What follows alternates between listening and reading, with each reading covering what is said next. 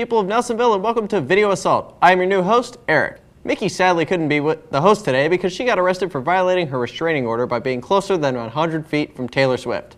I know by now you're probably thinking that this hosting gig is cursed like the Defense Against the Dark Arts class at Hogwarts. Well, don't worry about me. I have a backup in the form of a traveling co-host called Frank. Hello, Eric. Hey, Frank. By the looks of things, I'd say you're in the Bahamas? No, Eric. I'm in Newark, Ohio. Newark? But it says the Bahamas. No, it doesn't. Yes, it does. Ah, never mind. So, are you going to introduce the first video for us? The first video we have for us today was done by Snyder. With summer just around the corner, with it comes hot dogs, apple pies, and softball. Let's take a look at Zach's report and find out how we can join the Hocking softball team. I'm here in front of the Student Center at Hocking College, where many types of athletics take place. It's fall semester, which means the competitive softball league is quickly approaching. Each season, Hocking students team up together with friends and try to put together a team worthy enough for competition. If you'd like to participate in softball, this is the man you have to contact. Ben Irwin has been in charge of the Student Center for 10 years, and nothing clears unless it goes through him first. So Ben, what does one have to do to sign up for softball? We're going to have sign-up sheets, and you can probably get them at the front desk of the Student Center. What you want to do is fill that out. Once you fill it out, you can turn it back into the Student Center, and we'll look into them. Okay, and when and where are those games going to be played at? Right now, it's looking like every Monday, Wednesday, and Friday around 5 o'clock, right outside of the field, right next to the horse pens. All right, thanks, Ben. If you ever find yourself bored one day, come on down to the ball fields. For Video Assault, this is Zach Snyder. Back to you. That was a very good report, Zach. Frank is now on the road, traveling to his next spot. You know, you just can't keep a good monster in one place for too long. As we wait, let's take a look at another video, this time from Steve, about the broadcasting class itself. I can't wait to see it.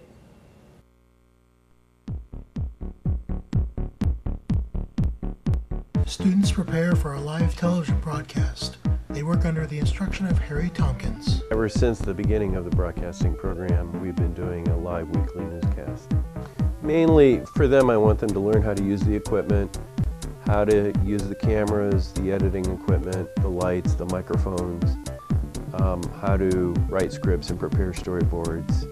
Preparing a live television broadcast can be quite stressful. Certainly a way to keep us on our toes. You got a lot of responsibilities when you're doing them, a lot of things you got to keep in mind. The challenging environment prepares students for future employment. Got one grad who's a vice president at Sony Corporation of America. I've got grads that are at radio and TV stations all over the country, actually all over the world, because I've had students from Botswana, Africa, and Nepal, and Central America, and they're all gainfully employed in the broadcasting industry. While the control room may be currently empty, its gear and camera equipment unmanned, Hocking College Broadcast Production and Engineering students are hard at work preparing for the next broadcast on Channel 71.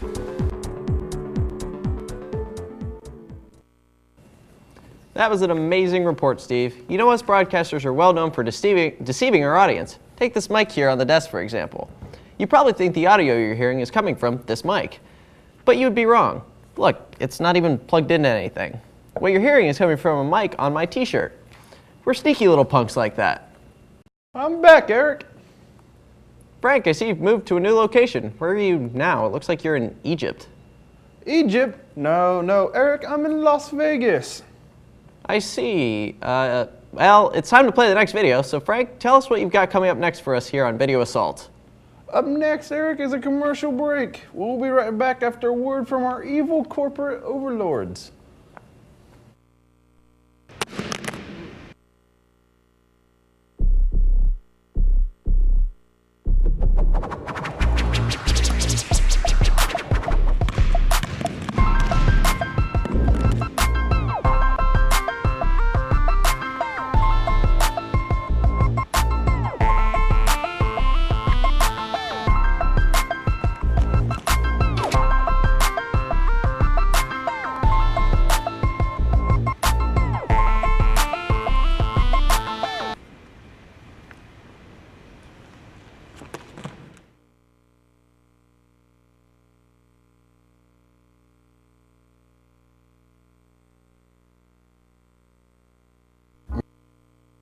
Growing up, did you want a dog or a cat? Growing up, did you never have a dog or a cat? Did you not have a dog or a cat because you were incapable of caring for a dog or a cat? Did you never want a dog or a cat? Did you want children instead? Are you unable to have children? Did your goldfish die on you after 2 days? Does nobody love you? Well now, thanks to breakthroughs in modern science and technology, your companionless life is now a thing of the past. Introducing the Pet Snowball! It's the perfect pet for someone who has no time for taking care of or giving a crap about a pet. And all you need is some snow and a habitat for your snowball to live in. Now you're probably thinking, how do I know if the Pet Snowball is the right pet for me? Well, one of the things that makes the Pet Snowball so unique is that you can customize it to fit your personality. You can make it as big or as small as you want. Now, do you hate your snowballs being tightly packed? Well, the good news is your pet snowball can be as loosely or as tightly packed as you want. Now, you're probably thinking, this is just an ordinary snowball. And you're right! Now, this is where you get to make the pet snowball whoever you want it to be. And there you have it, your very own pet snowball that will never leave you, and it will last forever, provided that you keep it in a cold environment. Get yours today! Hello, and welcome back to the show. Frank? Yes, Eric. Where are you now? It looks like you're in China, so you can't possibly be in China. I am in China, Eric. Huh. Well, of course you are, Frank. Of course you are. Yes, it's really very nice here in China this time of year. So, what's next on the show today, Frank? Well, Eric, I was thinking about showing you some of my mad dancing skills by dancing the Harlem Shake for you. What's the Harlem Shake? The Harlem Shake is a stupid dance craze created to distract rich white folks so that inner city thugs of Harlem could easily rob their homes and entertain them at the same time. Now, it's a dance craze on YouTube of people just making idiots of themselves. It really lasts only about 30 to 40 seconds and is just as pointless as the Gangnam Style dance craze from last fall. I see. Can you show us your Harlem Shake, Frank? You betcha. What is love? Baby, don't hurt me. That was beautiful, man. Jeez, you really think so, Eric? You're going places, Frank. I can see it. With dance moves like that, you could be the next Taylor Swift music video. Thank you. You are welcome, Frank. Can I ask you something? Sure. Are you in the Mushroom Kingdom now? No, I'm chilling in Skyrim now. I didn't even know that was a real place. It is, Eric. It is. Right now, we have some breaking news to report from Lindsay. Breaking news? What breaking news? I have no idea. We just haven't seen it yet. Let's find out together. Thanks, Eric. Well, as usual, the traffic around here sucks. Cars get off at 33, they go through town, and they get back on 33. They don't even stop in at McDonald's for a cup of coffee. Yep, I can't wait until they finish work on that stinking freeway. I know my morning commute will be a whole lot better once all these travelers are gone. And who knows, maybe even the air quality will get better once they're gone. And how's the weather, you might ask? Well, that sucks too, as it always does. This morning, it really sucked. First, it was raining, then it was snowing, and then it was raining and snowing at the same time. And you know what else? Tomorrow will be the exact same. But not the day after that. Oh no. After that, it'll be sunny and 70 degrees and just wonderful. But not the day after that. Only for one day. Then it'll be cold again. I hate Ohio weather. It can never make up its dang mind. This has been Lindsay Olson with Hocking College Broadcasting News. Back to you, Eric. Okay. So, Lindsay's breaking news is that Ohio weather sucks? That seems the gist of it, Eric. Yes. Is that really breaking news? No. I didn't think so. Anyways, Frank, you've been in Skyrim for a long time now. You going anywhere else before the end of the show? Indeed, Eric. I'm actually about to leave right now. Can you handle your things by yourself for a little while? I suppose I can. If Micki and Lindsay can do it, I guess then I can too. Awesome. I have faith in you, Eric. Okay, I'm off. Right, so what to do now? I have a cup of water sitting here. I've always kind of wondered, you know, talk show hosts always have a cup of water on their desk, but they never seem to drink out of them. This is a Dewey's cup. Have you ever been to Dewey's? It's awesome. I don't know why I'm asking you. It's not like I could hear you answer me anyways. Oh, look at that. My floor director is telling me it's time for another commercial. Well, you know what? I'm not going to stop talking. How do you like that, Mr. Floor Director? Yeah, you don't like that at all, do you? You hate me right now, don't you? Because I have the power. Ha! All right, you don't know what to do. It's a video assault mutiny. That's what's going on. So, yeah, okay. We'll be right back, everybody. Have you ever gone to a steakhouse and suddenly had a craving for deep dish pizza? Have you ever been to an ice cream shop and suddenly become afflicted with the incredible urge to eat sushi? Have you ever been to your girlfriend's house and wished she was Chef Boyardee? Have you ever been eating a salad and suddenly wished you were eating a deep-fried donut cheeseburger? What if we told you that there's a place that all your weird, crazy food-related desires and cravings will be satisfied? What if we told you it was called Chef Boyardee's Incredibroni Restauroni Steakhouse Pizzeria? Where is it, you ask? It doesn't exist. What if we told you that this whole restaurant idea was an overly ambitious dream thought up by bored, hungry people?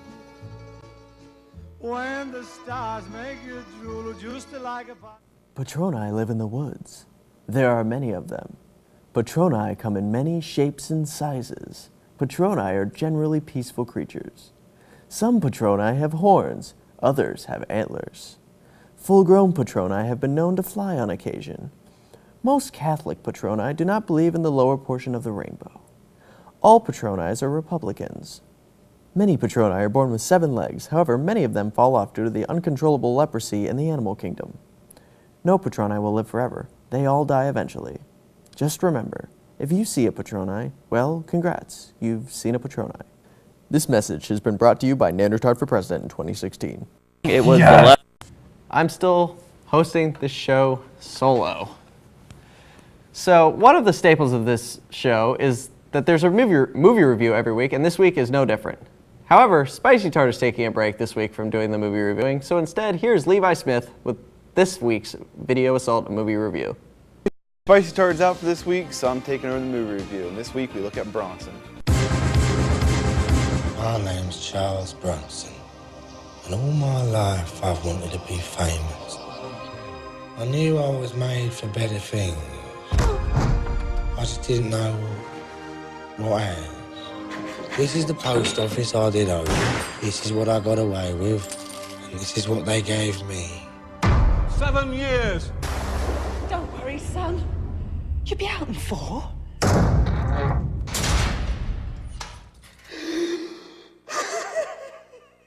Bronson stars Tom Hardy as Michael Peterson, aka Charlie Bronson, Britain's most infamous prisoner of all time.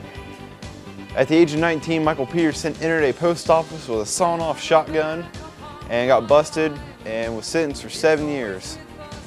However, he has spent the next 34 years of his life in this prison, 30 of which is in solitary confinement. This man is pretty much just beats the crap out of people constantly, and that's how he's stayed in prison for so long past the sentencing. Because he caused so much damage to the prisons that the Queen actually let him go, and he spent a total of 69 days in freedom before he was arrested for robbery of a jewelry store. During that time of freedom, he became an underground boxer and changed his name from Michael Peterson to Charlie Bronson based on his fighting manager as a tougher name. Tom Hardy does a great job playing Charlie Bronson, and great's an understatement. Really, it's one of the best performances I've ever seen in my life. It's absolutely amazing, so well done that even Charlie Bronson himself complimented on how well Tom Hardy imitated him. The cinematography in this movie is absolutely amazing, so it gives a little piece of the eye candy. And director Nicholas Winding Refn, or however you pronounce his last name, because it's really confusing, does an amazing job to create an artistic feel for this movie. I really recommend anyone who has Netflix to watch this. It's on there for instant streaming. And if you don't have Netflix, go out and buy this on DVD. It's an absolute amazing movie. and this has been your week's movie review. I did come into this world as Michael Peterson, but I'll go out with my fighting name, Bronson.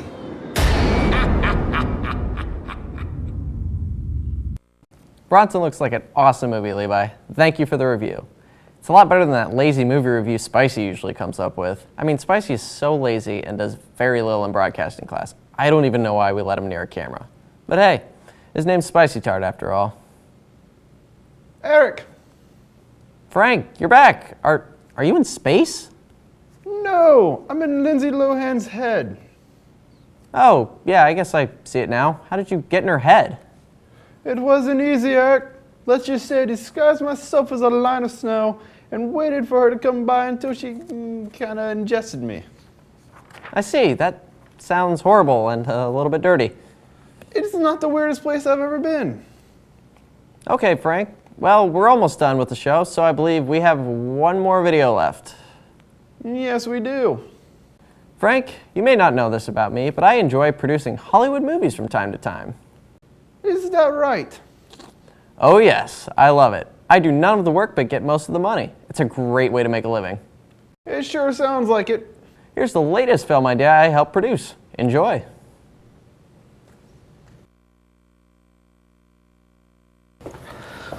All right, so I wrote my first movie last night, and I was kind of hoping you could look it over, because I know how picky you are about this kind of stuff. It's better not suck, because everything you've written so far has sucked. Oh, stop worrying. It's a masterpiece, I promise. All right.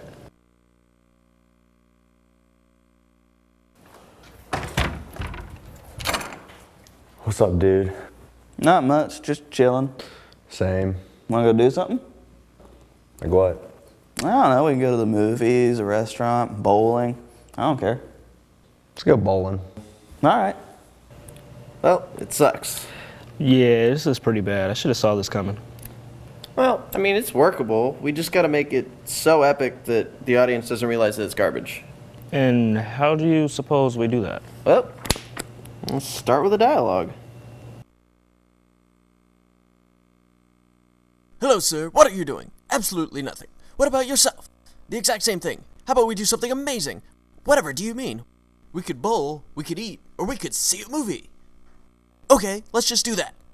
All right, I'll admit, this could work, but I'm not entirely feeling it. Yeah, I know what you mean. You have any suggestions? I got one, okay? What if... Hello, sir. What are you doing? Absolutely nothing. What about yourself? The exact same thing. How about we do something amazing? Whatever do you mean? We could bowl, we could eat, or we could see a movie. Okay, let's just do that.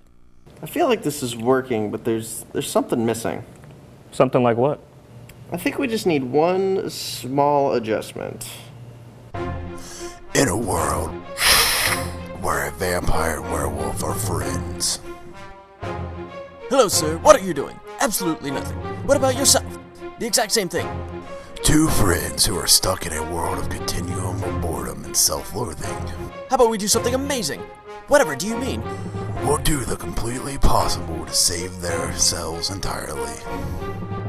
We could bowl, we could eat, or we could see a movie. Okay, let's just do that. Now with that, we have an Oscar-worthy film. All right, let's get filming. All right.